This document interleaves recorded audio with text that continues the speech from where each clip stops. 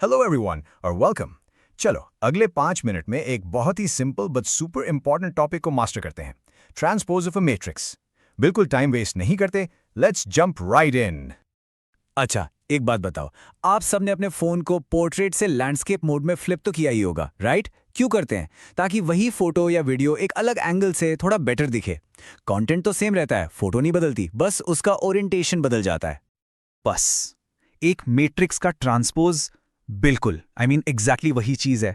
हम मैट्रिक्स के अंदर के नंबर्स को यानी उसके एलिमेंट्स को बिल्कुल नहीं छेड़ रहे। हम सिर्फ उसके लेआउट को, उसके ओरिएंटेशन को फ्लिप कर रहे हैं। सिंपल है ना? तो इस एक्सप्लेनर में हम क्या क्या करने वाले हैं। पहले हम समझेंगे कि ये मैट्रिक्स फ्लिप आखिर है क्या, फिर ट्रांसपोज निकालते कैसे हैं वो सीखेंगे।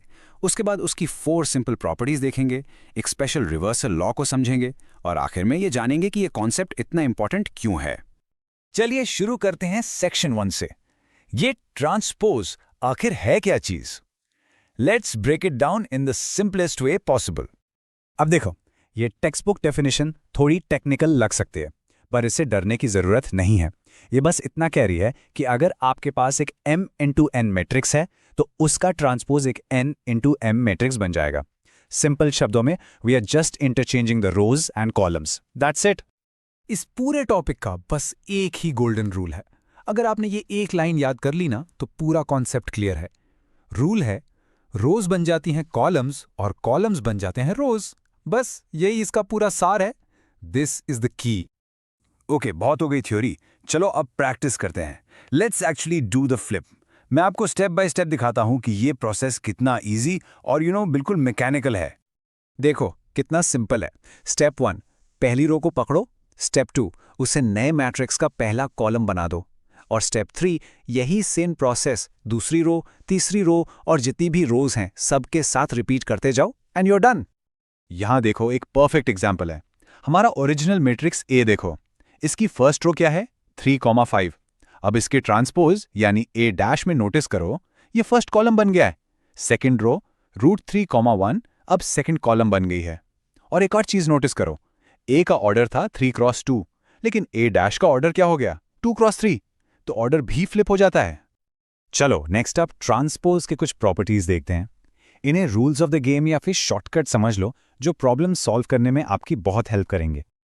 ये हैं 4 मेन प्रॉपर्टीज। पहली 3 तो बहुत ही सिंपल हैं। ट्रांसपोज का ट्रांसपोज लोगे तो ओरिजिनल मैट्रिक्स वापस मिल जाएगा। सिंपल, किसी कांस्टेंट को आप बाहर निकाल सकते हो और ट्रांसपोज एडिशन पर डिस्ट्रीब्यूट हो जाता है। बट प्रॉपर्टी नंबर 4, ये थोड़ा स्पेशल है। नोटिस करो, इसमें ऑर्डर रिवर्स हो रहा है। इस पे हम अभी डिटेल में बात करेंगे। चलो एक प्रॉपर्टी को लाइव वेरीफाई करके देखते हैं ताकि कॉन्फिडेंस बिल्ड हो जाए।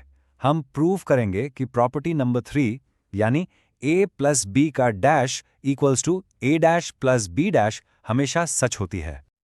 ओके, स्क्रीन पर फोकस करो। लेफ्ट हैंड साइड के लिए हम पहले a और b को ऐड करेंगे और फिर जो रिजल्ट आएगा उसका ट्रांसपोज लेंगे।